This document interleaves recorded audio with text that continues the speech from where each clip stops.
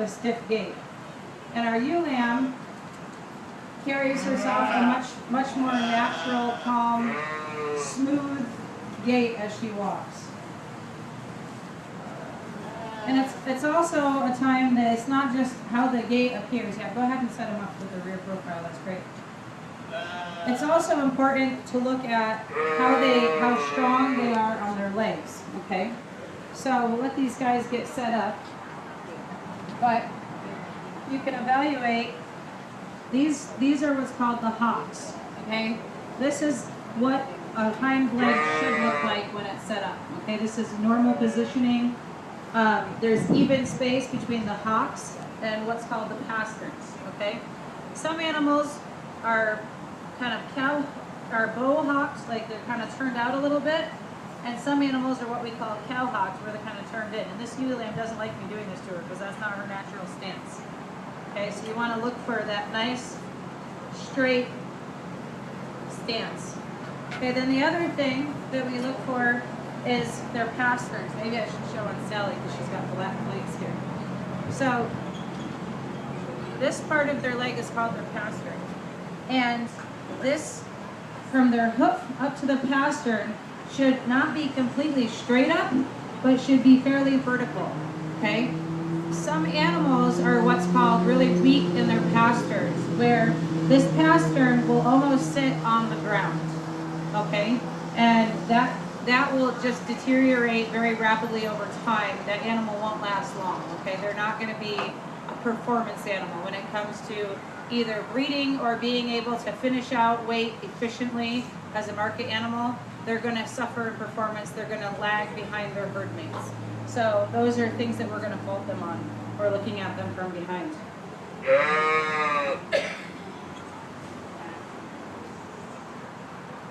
Okay, so this is the position that we're going to have our handler set up in most of the time. When we're evaluating their muscling, we're going to have them brace them. We're going to stand behind them, evaluate the muscling, the thickness of that fat layer over the ribs, and you can feel all the way throughout the rump and feel the leg of limb.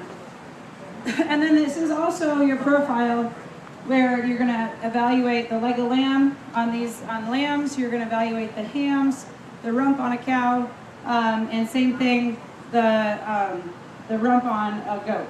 All of those, it's the same muscles on every animal. And this gives you a nice vantage point for that. And then you're going to walk around the front of the animal and evaluate what we call sort of the smoothness of the shoulder. Okay? So, a market animal, you do get cuts from the shoulder, but you don't look for like a really strong, muscly shoulder. You want muscle, but you still want it smooth. Kind of like a woman wants to be toned, but she doesn't want to look like a bodybuilder. Okay, that's kind of what you're looking for the front end on an animal to look, because you want balance throughout the animal. Okay, you don't want them to have a really big bodybuilder kind of shoulder and then a really weak Sally kind of hind end. Okay, we want balance throughout that whole animal and its muscling so that we can maximize the cuts from that animal. When you're looking at the front end for breeding characteristics, if you're looking at a breeding animal like these are both ewes, it's very important to look at the head. Now this is a Tunis ewe, and she has a very nice Tunis characteristic head. Good coloring, placement of the ears, length of the nose, and you're going to check the mouth on every animal to see what the bite is. You want proper alignment of the teeth. You don't want an overbite or an underbite. Smile. Okay? Because if an animal has an overbite or an underbite, it all goes back to they have to be able to eat to perform their job in life. They can't eat well, they won't perform as well. Okay? So that's something that you're going to block on them. So you're going to evaluate the head and the smoothness of that shoulder and how it carries out into the rest of the animal. And you also, it gives you an opportunity to evaluate your front legs.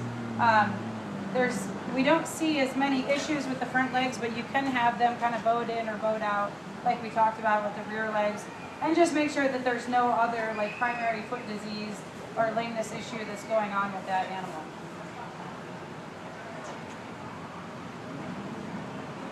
Talked about that.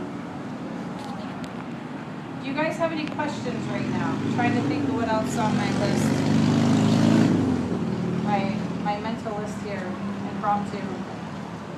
Anybody have any questions so far? Do you guys have any questions over there at the leader table? Anything I left off, or you're not even paying attention? No, I'm not. What about cattle there? Sorry. what about valuing different breeds too, Kelly? Because obviously, I mean, you got different breeds here. How does that change? And what does that do for things? Like, Following different breeds, yeah. yeah. So sometimes, Matt asked a good question about breeds. So with livestock judging, it's important to not get caught up in the breed, but to get caught up in the animal. Okay, you want to evaluate the muscling, the carry, the balance, the dimension of that muscle in every animal. And that's a great question that Matt asked about the breed, because I just had a 4-H dad ask me yesterday, you know, okay, for a market hog, what's your favorite breed? Well, there's some breeds that are genetically superior than others sometimes, but you can have the best genetics in the world, and if you don't raise that animal out well, it won't be a good market animal. On the other side, if you have terrible genetics, you can raise them really well, and you're not going to have a good market animal either. So, for example, with sheep, the black-faced animals tend to be kind of like with cattle. We want black-faced cattle too. They tend to be really strong, muscled market animals, but they have big frames, and you got to feed them for those big frames. And there's a lot to be said for hybrid vigor. There's certainly been a lot of other breeding combinations that have won shows and done really well. There's lots of other breeds that are known for the muscling too.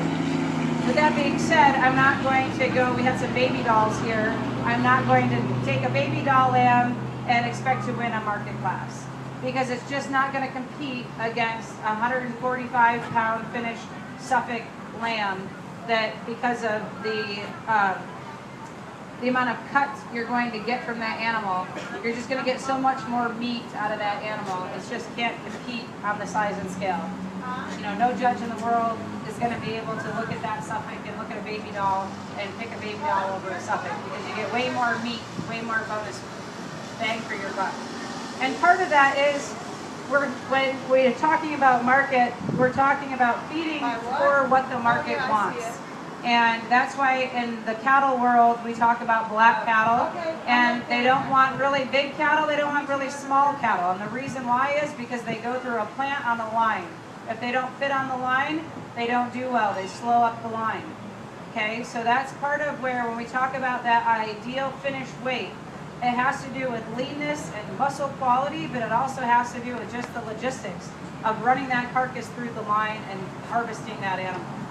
Okay, so those are all characteristics that, you know, we're here doing these 4-H projects to learn, but we also have to keep in mind the bigger world of livestock and what happens with these animals, and we're trying to feed the world, and we have to do that efficiently. So, and then in breeding classes, if you're going to judge breeding classes, you just have to know the basics about the common breeds. If you're going to go do a different show that has different breeds, it's good to ask ahead of time to know what type of breeds they're going to have, so that you can know a little bit about them and be aware of that. Even this year, we had a few unique breeds here that I'm glad I have the knowledge on those animals to be able to speak of them. Because when you do a breeding class, you're not evaluating just one animal over the next one. You're evaluating how well they represent their breed.